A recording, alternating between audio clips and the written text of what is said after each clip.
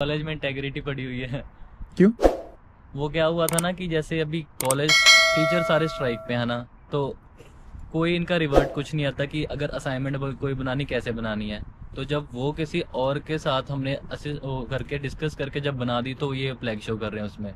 मतलब एक तो कॉलेज इन्होंने बंद कर दिया, सेकंड सेम हमारा पूरा वो कर दिया। उसके बाद फिर क्या करा कि इन्होंने वो करके और हमें कोई मतलब इंस्ट्रक्शन ही सिर्फ रिटन इंस्ट्रक्शन दे दी कि ये असाइनमेंट बनानी है, जबकि 1 मिनट 20 सेकंड की कुछ थी वीडियो, उसको देख के पूरी असाइनमेंट बनानी थी। तो इतना कोई इजी नहीं होता अगर इधर हम चैट जीपीटी करें इधर कुछ और करें। हाँ। जब हम रिप्लाई मांगते तो फिर उसमें हमें मतलब उस टाइम क्योंकि उनके पास भी अलॉट ऑफ मेल्स आती हैं टीचर्स के, नहीं टाइम होता, तो हमें भी रिवर्ट नहीं मिला। तो क्या करा कि फिर अब किसी और से डिस्कस करके बना दी, तब सिमिलैरिटी शो हुई तो वो उन्होंने तो प्ले अच्छा। ओके ओके तो ओके। अभी उसकी मेरी डीन से मीटिंग है परसों। 2 में हुई थी, एक का तो उन्होंने दोबारा करवा के वो सारा सॉर्ट हो गया। उसमें उन्होंने सामने बिठा के सारा करवाया, क्वेश्चनिंग करी, तो उसमें से 100% मार्क्स मिल गए। अब ये सेकंड वाली परसों मीटिंग है, अब इसके बाद वो सारा डन होगा। ये भी एक चीज़ सीखने वाली है गाइस, प्लेजरिज्म का। जैसे कह रहे हैं अगर आप डायरेक्ट टेपोगे किसी का तो पता लग जाता है सिस्टम्स के अंदर यहाँ पे। सो अगर करते भी हो तो मेक श्योर आप पूरा का पूरा सेम टू सेम नहीं डालते हो। ये पास्ट में मेरे क्लास में भी लोगों के साथ हुआ है। एंड जब रिपोर्ट्स और ये सब सबमिट करते हो तो उसमें भी आपको प्लेजरिज्म का इश्यू आता है। So make sure you don't do all that stuff. पकड़े जाओगे एंड फिर आपको मेन बंदे के साथ बुलाया जाएगा एंड मीटिंग होगी एंड पूछा जाएगा। एंड अगर आप नहीं बता पा रहे हो तो फिनिश्ड, आपको मार्क्स नहीं मिलेंगे, न्यू गॉन। फाइनेंशियल मिस्टेक्स के बारे में बात करूँ तो मैंने खुद बहुत सारी फाइनेंशियल मिस्टेक्स करी हुई है। When I was a student I was not investing my money. मैं वर्क परमिट पे आने के बाद इन्वेस्ट करना स्टार्ट किया मैंने। तो अगर मैं स्टूडेंट में शुरू करता तो क्या क्या डिफरेंसेस रहते हैं मैं आपको वो बताता हूँ, राइट। तो 2 तरीके से इन्वेस्टिंग होती है गाइस। नंबर 1, आप स्टॉक्स ETF में पैसे डाल के इन्वेस्ट करो। नंबर 2 है कोई स्किल के ऊपर काम करके आप पैसे को इन्वेस्ट करना स्टार्ट करो, राइट। सो कंपाउंडिंग का पावर आपको फर्स्ट वाले में पता लगता है। जैसे फॉर एग्जांपल मैं कोई स्टॉक ले रहा हूँ या ETF ले रहा हूँ, ठीक है, $10,000 मैंने डाले 10% एनुअल रेट के साथ, तो वो 10 ईयर्स के बाद कितना होता है $26,000 एंड 20 ईयर्स के बाद हो जाएगा $67,000। That's the power of compounding. So with respect to time उसका कंपाउंडिंग बढ़ता चला जाता है। नंबर 2 है कोई स्किल सीखे। अब इसमें फॉर एग्जांपल होता है कि $5,000 मैं मैनेज कर रहा हूँ, अब उसमें मैंने कुछ गड़बड़ कर दी, तो वो छोटा सा अमाउंट है, कोई ज़्यादा बहुत बड़ा अमाउंट नहीं है, $5,000, बट वहाँ पे आपको सीखने इतनी सारी चीज़ें मिलेगी। एंड जब फ्यूचर में आप जाके $60,000 $70,000 इन्वेस्ट करोगे तो आप उसको ज़्यादा अच्छे से मैनेज कर पाओगे, बिकॉज वो $5,000 जो लॉस हुआ था ना, वहाँ पे आप बहुत सारी चीज़ें सीखे थे। So highly recommended guys, if you are a student और if you are on work permit और whatever it is, start investing money in Canada. And if you are a Canadian and if you are planning to invest money in US stocks और ETFs, Moomoo is the best platform. अगर आपको मोमो के बारे में नहीं पता है तो it is a global brokerage with over 27 million users in 7 different countries. And momo के बहुत सारे एडवांटेजेस है, जैसे वो फॉरेन एक्सचेंज फी चार्ज नहीं करता है। अब फॉर एग्जांपल आप कनाडा में हो तो आप वेल सिंपल यूज़ करोगे, क्विस्ट्रेड यूज़ करोगे, राइट। ये एप्लीकेशन के ऊपर आपको 1.5% फॉरेन एक्सचेंज फी पे करनी पड़ती है। अब जैसे आप $500 का कुछ करते हो, US स्टॉक खरीदते हो, ETF खरीदते हो, तो उसके ऊपर $7.50 का आपको एक्सचेंज फी, फॉरेन एक्सचेंज रेट लगाया जाएगा। एंड वो अमाउंट जितनी बढ़ती चली जाती है वो एक्सचेंज रेट उतना ज़्यादा बढ़ता चला जाता है, राइट। बट मोमो के अंदर वो चीज़ें नहीं है, कोई एक्सचेंज रेट नहीं है, सब कुछ फ्री ऑफ कॉस्ट। प्लस आप लोगों को मोमो का AI होता है, उसके बाद आपको on real time financial news मिलती है। सो इसके थ्रू आप एक आइडिया लगा सकते हो कि कौन सी जगह पे आपको पैसे इन्वेस्ट करने हैं, कौन सा ETF लेना है, कौन सा स्टॉक लेना है। सारी चीज़ों की डिटेल्ड इन्फॉर्मेशन आपको उनके प्लेटफॉर्म पे मिल जाती है फ्री ऑफ कॉस्ट। खाली आपको रजिस्टर करना है एंड पैसे डिपॉजिट करने हैं और ये सारी इन्फॉर्मेशन आप एक्सेस कर सकते हो without paying a single penny. Momo has a great welcome offer for you guys. If you deposit $5,000, right, you get 6% cash rewards. Plus, there are commission-free trades and up to 6% yield for new users. Check out the link in the comment section जो मैंने pin किया है and start investing smartly. Make sure आप सारे benefits check करो and then invest करना start करो guys. आपको really हेल्प मिलेगा 2-3 साल के बाद। तो आपने मॉन्ट्रियल में जो कोर्स किया वो कौन सा था? वो कंप्यूटर टेक्नोलॉजी का। ओके। एंड उसका जॉब वॉब मिला है आपको? उससे रिलेटेड नहीं मिला। मैंने जब अपने क्या किया स्टडी के लास्ट में, मैंने ना रीवो का लाइसेंस ले लिया था जो कि इंश्योरेंस का होता है, तो मैंने इंश्योरेंस में जॉब ले ली। इंश्योरेंस में पे कैसे होता है? कार इंश्योरेंस बहुत हो गया शायद, क्या नहीं पे कैसे होता है? इंश्योरेंस में पे स्टार्टिंग में थोड़ा कम है, बट इवेंचुअली जब आपका एक्सपीरियंस हो जाएगा तो वो बढ़ता रहता है। ओके। एज एक्सपीरियंस आपका वो इंक्रीज करते रहते हैं सर। सैलरी कितना होगा, मतलब स्टार्टिंग कितना रहता है? स्टार्टिंग में जब मैंने किया था, मैंने एक ब्रोकरेज ज्वाइन करी थी, एक्सेल इंश्योरेंस ब्रोकरेज, वहाँ पे तो मेरे को आवरली पे मिल रही थी, almost around $18 an hour. Okay. उसके बाद जब मैंने दूसरी जॉब ली तो मैंने एजेंसी में ली, डेजर्डिन एजेंसी में, तो वहाँ पे मेरे को सैलरी है। अच्छा। हाँ, तो 50,000 के अराउंड सैलरी हो जाती है ईयरली, तो विच इज़ गुड। और इवेंचुअली अगर जैसे मैं और एक्सपीरियंस लेता हूँ और अगर मैं अपना काम भी करता हूँ तो वो बढ़ता रहता है। अच्छा, ओके ओके। और ऐसा नहीं रहता है किसी को इंश्योरेंस दिलवाया आपने तो उसमें कुछ कमीशन मिला इस तरीके का?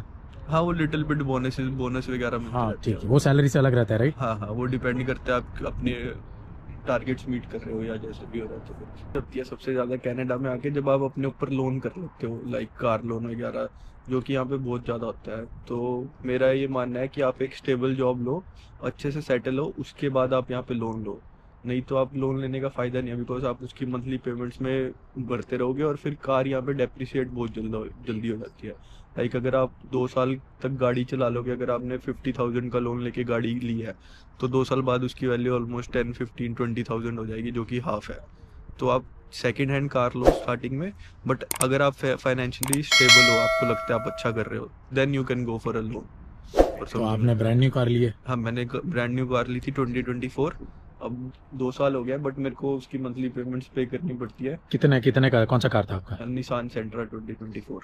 निसान सेंट्रा, तो वो तो आई थिंक आपको पड़ा होगा 20-25-30 हज़ार का तो होगा। हाँ, इट वाज कि 25-28 हज़ार की गाड़ी थी, प्लस उस पर टैक्सेस लगाते हैं, गैप इंश्योरेंस लगाते हैं, इंटरेस्ट रेट लगाते हैं, तो वो ऑलमोस्ट उन्होंने 40 के ऊपर ही पहुंचा दी थी। $40,000? हाँ, वो ऐसे पहुंचा देते हैं। Oh my goodness man. Insurance आपका कौन सा, मतलब फुल कवरेज लिया होगा आपने? हाँ जी, इंश्योरेंस फुल कवर। और अच्छा, गैप इंश्योरेंस भी था? हाँ, गैप इंश्योरेंस भी था। ओके, तो $40,000 इतना ज्यादा स्पाइक कर दिया है? हाँ, वो ऐसे ही आप कोई भी नई गाड़ी लेने जाओगे कोई सी भी, तो आपको 250 बाई वीकली पेमेंट्स बना देंगे, ऑलमोस्ट 40,000 45,000 का लोन बना देते हैं। ये नॉलेज मेरे को थी नहीं स्टार्टिंग में, तो आई जस्ट वेंट कि मैं बाई वीकली देख के चला गया था, क्योंकि यहाँ पे बाई वीकली चलता है गाइस। तो 200 बाई वीकली, 250 बाई वीकली ऐसे लोग बोलते हैं, उसमें फंसा लेते हैं। तो वो नहीं देखना, अपने टोटल लोन अमाउंट देखना है जब भी आप लोन लेने जाओ।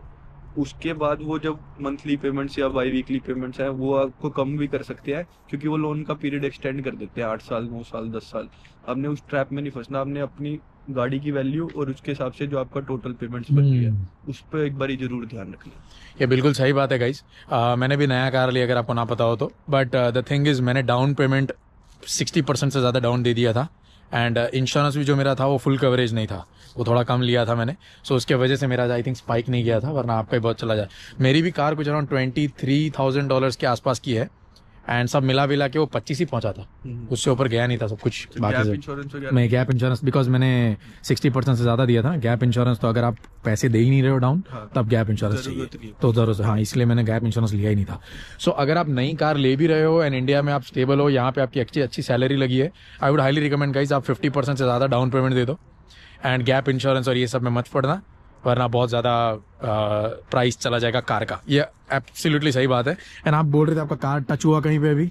हाँ, वो थोड़ा सा स्नो की वजह से था, तो स्लाइड होके तो उसका बैक व्हील लग गया था दूसरी गाड़ी में कल रात को ही। कल रात को ही हुआ है? अच्छा, तो अभी कहाँ है कार? अभी दी हुई है रिपेयर शॉप में, तो वो रिपेयर हो गया। उसमें भी इंश्योरेंस कवर करेगा ना सब? आई थिंक हम इंश्योरेंस से नहीं जाएंगे, बिकॉज वो 1000-1500 का खर्चा है। तो आपका डिडक्टेबल कितना है इंश्योरेंस में? 1000 है, 1000। 1500 है तो चला जाएगा? नहीं, अच्छा, ओके, नहीं जाएगा, एट फॉल्ट आ जाएगा। तो उसको तो ये भी एक चीज है इंश्योरेंस की, अगर किसी का है छोटा मोटा नुकसान हुआ है तो आप खुद कवर करिए, क्योंकि अगर वो आपके एट फॉल्ट रिकॉर्ड पे चढ़ गया तो आप नेक्स्ट ईयर आपका इंश्योरेंस अगर आप 500 पे कर रहे हैं मंथली, तो वो 800 कर देंगे, उसका कोई फायदा नहीं है। तो आप जितने पैसे अभी बचा रहे हैं वो आपको ग्रेजुअली हर साल में उससे ज़्यादा ही देना पड़ेगा, तो आप वो जरूर करिए। और अगर किसी भाई को टिकट वगैरह मिल जाती है तो उसको फाइट जरूर करें, स्ट्रेट अवे पे ना करें, क्योंकि आप स्ट्रेट अवे टिकट भी पे करते हो तो वो भी आपके रिकॉर्ड पे चढ़ के वो 3 ईयर तक इम्पैक्ट डालती है। आप कोशिश करिए कि उसको फाइट करके लॉयर से उसको अपने रिकॉर्ड से हटवा दीजिए, वो बेटर है। अग्री, ये भाई ने बिल्कुल सही बोला है। अगर टिकट आता है, ब्रैम्पटन में यूजुअली आता है, because speed cameras and all यहाँ हर जगह लगे हैं, एंड कार्स, कॉप्स वॉप्स हर जगह रहते हैं। सो अगर आपको टिकट आता भी है, सो डोंट पे इट। अगर आपने गलती किया है, आप ज़्यादा स्पीडिंग कर रहे हो इस तरीके का है तो बात अलग है। अगर नहीं किया है, ऐसे ही आपको कहीं से कुछ आया है तो फाइट करो, आप लॉयर को हायर करो एंड पैसे दो उसको, बिकॉज एक बार पैसे भर दिए आपने टिकट के 3 ईयर्स तक आपके रिकॉर्ड पे रहेगा एंड तब तक इंश्योरेंस भी हाई रहेगा, हर चीज़ हाई रहेगी एंड वो एक इश्यू क्रिएट करता है, बैड इम्पैक्ट क्रिएट करता है। उसके अलावा आपने क्या बोला, हाँ दूसरी जो चीज़ वो भी आपने बिल्कुल सही बात बोली है जो बोला है, एक्सीडेंट वगैरह भी अपने रिकॉर्ड पे ना चलने दो, यहाँ रिकॉर्ड क्लीन रखो और अपना क्रेडिट स्कोर अच्छा रखो, क्योंकि कल को आप सब कुछ क्रेडिट पे ले रहे हो, आज आप गाड़ी क्रेडिट पे ले रहे हो, कल को घर लोगे तो वो सब आपका क्रेडिट चेक होता है। अपना क्रेडिट अच्छा रखना बहुत जरूरी है यहाँ पे। सो आई थिंक गाइज आपको हेल्प मिला होगा ये वीडियो के थ्रू, काफ़ी इंपॉर्टेंट चीज़ें बताई है भाई ने। यूजुअली मैं अपने वीडियोस में ये चीज़ें कवर नहीं करी है मैंने, but thank you man. And insurance का जैसे इन्होंने बताया, अभी इनकी कार कल रात में ही टच हुई है एंड स्नो में ये चीज़ें होते रहती है गाइज। अगर आप फॉल्ट पे हो एंड अगर आप, चलो इनका डिडक्टेबल $1000 है, $1000 डिडक्टेबल का मतलब समझाता हूँ पहले तो। अगर आपका गाड़ी का खर्चा $500 है एंड आप इंश्योरेंस क्लेम करते हो, बोलते हो एट फॉल्ट, पहली बात तो वो इंश्योरेंस क्लेम करेंगे ही नहीं, वो बोलेंगे आप ही पे कर दो, इंश्योरेंस इसके लिए हम यूज़ नहीं करेंगे। बट उससे ज़्यादा का खर्चा है तो वो इंश्योरेंस कवर करता है, बट उसका प्रॉब्लम ही है कि आपका जो नेक्स्ट ईयर का इंश्योरेंस होगा वो बढ़ जाएगा जैसे आप क्लेम करोगे एंड एट फॉल्ट बताओगे तो। सो अगर छोटा मोटा खर्चा है तो आप खुद ही पे करके क्लियर कर दो, रादर देन इंश्योरेंस को बीच में इन्वॉल्व करना और वो सब करना। I would highly recommend that. बड़ा खर्चा है तो बात अलग है, इंश्योरेंस कर देना, ठीक है। सो आई थिंक वीडियो यूजफुल रहा होगा भाई, कैसा लगा कमेंट में बताना, लाइक शेयर कर देना। फिर मिलते हैं अगली वीडियो में, तब तक के लिए बाय बाय।